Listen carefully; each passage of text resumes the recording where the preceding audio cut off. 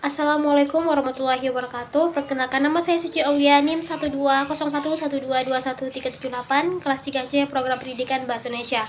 Di sini saya akan menjelaskan tentang telaah feminisme pada pembelajaran kajian prosa yang dipimpin oleh dosen pengampu Dr. Lucy Komalasari, SPD, MPD.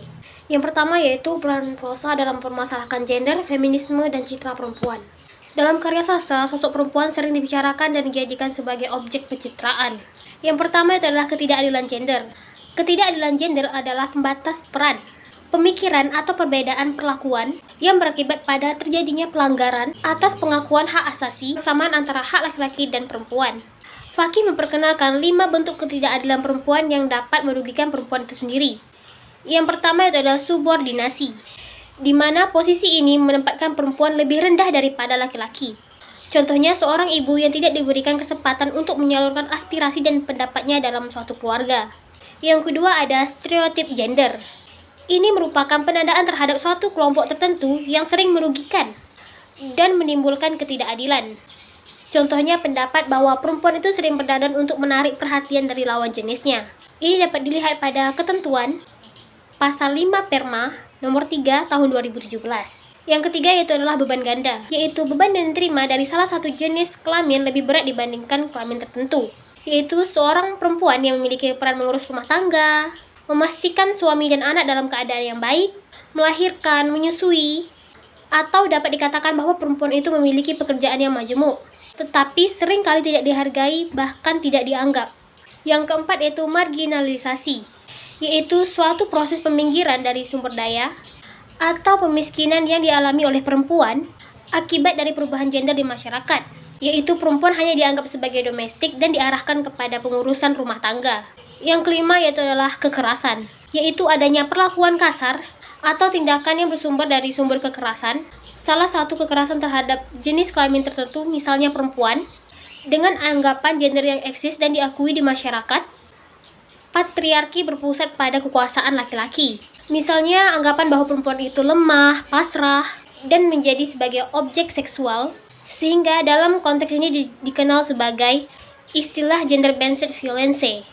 Selanjutnya ada feminisme. Feminisme berasal dari bahasa Latin yaitu femina yang artinya perempuan, dan gerakan ini mulai bergulir pada tahun 1890-an. Seiring dengan keresahan yang dirasakan oleh perempuan dan laki-laki yang menyadari adanya relasi yang timpang antara laki-laki dan perempuan dalam suatu masyarakat. Gerakan ini mengacu kepada teori kesetaraan laki-laki dan perempuan, dan gerakan ini dimaksud untuk memperoleh kesetaraan perempuan. Di dalam feminisme ini juga ada beberapa aliran. Yang pertama yaitu ada aliran liberal. Aliran liberal ini menekankan pada kebebasan individu bagi perempuan. Feminisme liberal klasik ini dibagi menjadi dua. Yang pertama yaitu adalah feminisme liberal klasik dan egalitarian.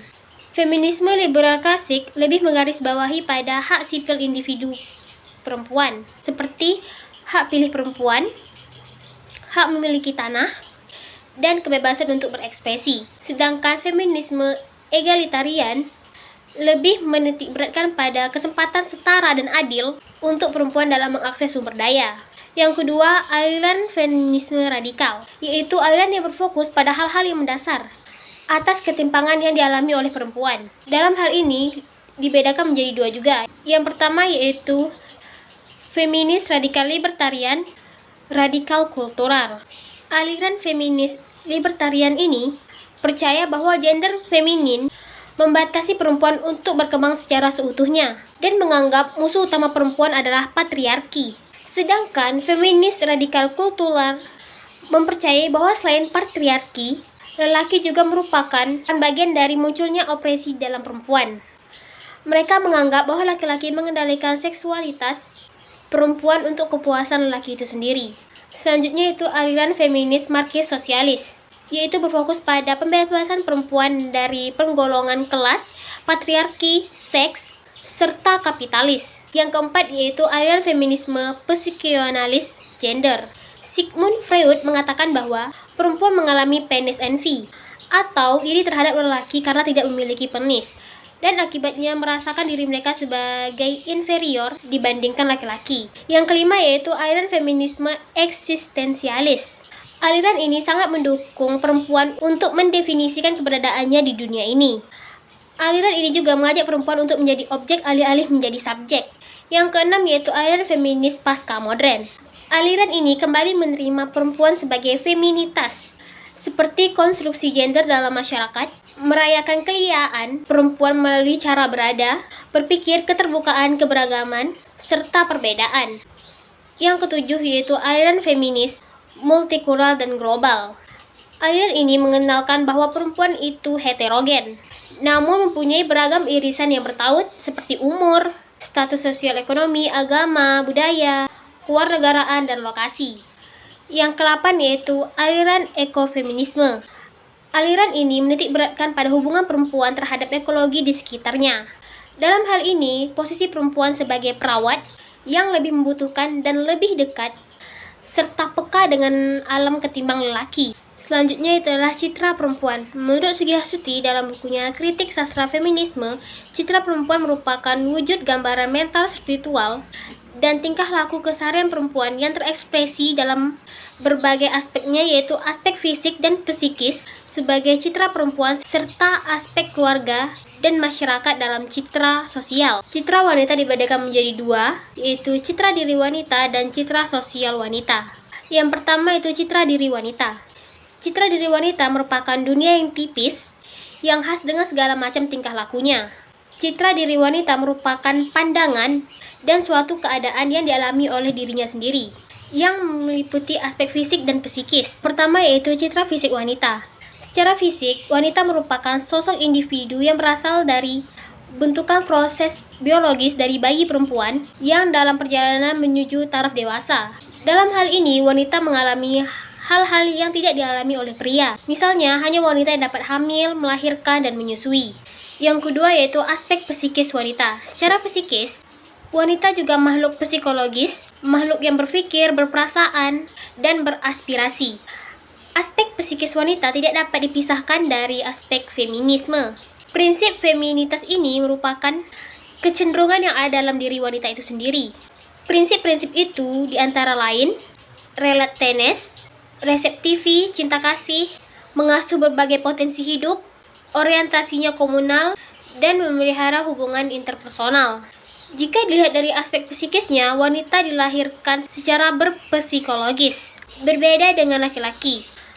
Hal ini juga berpengaruhi pada pengembangan dirinya. Selanjutnya itu adalah citra sosial wanita. Citra sosial wanita ini yang hubungannya erat dengan norma dan sistem nilai yang berlaku dalam suatu kelompok tertentu.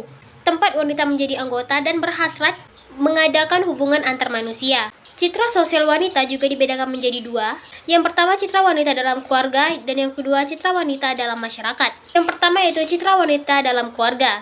Sebagai wanita dewasa, seperti yang tercitrakan dalam aspek fisik dan psikisnya, salah satu yang menonjol daripadanya adalah peran wanita dalam keluarga. Citra wanita dalam keluarga digambarkan sebagai wanita yang dewasa, seorang istri dan seorang ibu rumah tangga. Yang kedua yaitu citra sosial wanita dalam masyarakat. Citra sosial wanita menunjukkan bagaimana wanita berperan dalam kehidupannya, yaitu berperan dalam keluarga dan masyarakat.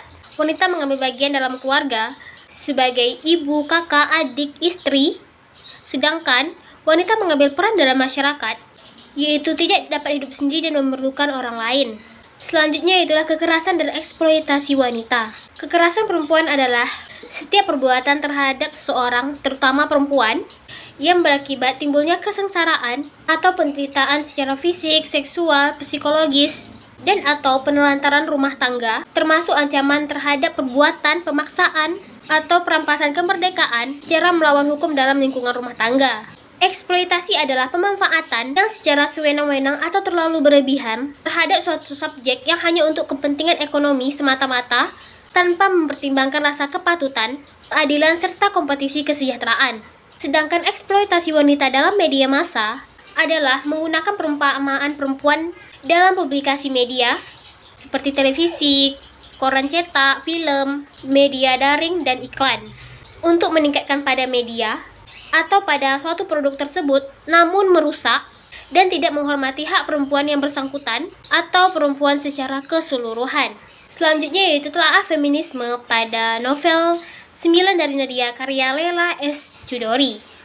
Novel dengan judul 9 dari Nadia karya Leila S. Chudori terbit pada Oktober 2009 pada cetakan pertama, penerbit Kepustakaan Populer Media, dan memiliki 270 halaman. Feminisme dalam novel 9 dari Nadia karya Leila S. Chudori ini yang pertama yaitu adalah feminisme liberal. Dalam novel ini menceritakan kebebasan perempuan untuk memilih apa yang ia inginkan, di mana sang ibu Kamala yang membebaskan anaknya untuk memilih keinginannya.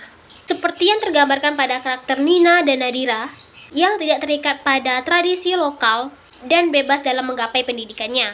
Selanjutnya yaitu adalah feminisme radikal kultural, di mana dalam novel ini menunjukkan laki-laki mengendalikan seksualitas perempuan untuk kepuasan si laki-laki tanpa mempedulikan perasaan perempuan. Yang ketiga yaitu adalah feminisme eksistensialis. Dalam novel ini menceritakan tentang perempuan yang menjadikan dirinya sebagai subjek yang diinginkannya dan bukan menjadi objek. Seperti yang tergambarkan pada tokoh Kamala, Nina, dan Nadira, di mana mereka bebas mencari jati diri mereka masing-masing. Yang keempat yaitu adalah feminisme multikular dan global. Dalam novel ini menggambarkan bahwa perempuan itu memiliki banyak irisan yang bertahan seperti umur, status sosial ekonomi, pendidikan, agama, budaya, kewarganegaraan, dan lokasi. Salah satu gambarannya yaitu adalah pada tokoh Kamala, di mana ia tidak dipaksakan untuk mengikuti sholat berjamaah oleh ayah mertuanya dan Kamala lebih memilih duduk di belakang sambil berzikir. Selanjutnya itulah kekerasan dan eksploitasi wanita dalam novel 9 dari Nadia karya Leila S. Chudori. Kekerasan yang ada dalam novel ini adalah pada aspek psikologis yang terjadi pada perempuan yang sering disepelekan, di mana Nadira yang berjuang dalam mempertahankan luka batinnya yang dialaminya sejak kematian ibunya. Ia sering dibicarakan oleh karyawan kantor dan di mana ia bertahan untuk tidak melakukan bunuh diri dengan selalu berzikir yang selalu didengarnya pada saat ada di pangkuan ibunya dan juga pada rumah tangga yang ditinggalkan, di mana tergambar pada tokoh Nina dan Nadira yang kepala rumah tangganya memilih untuk pergi dengan perempuan lain.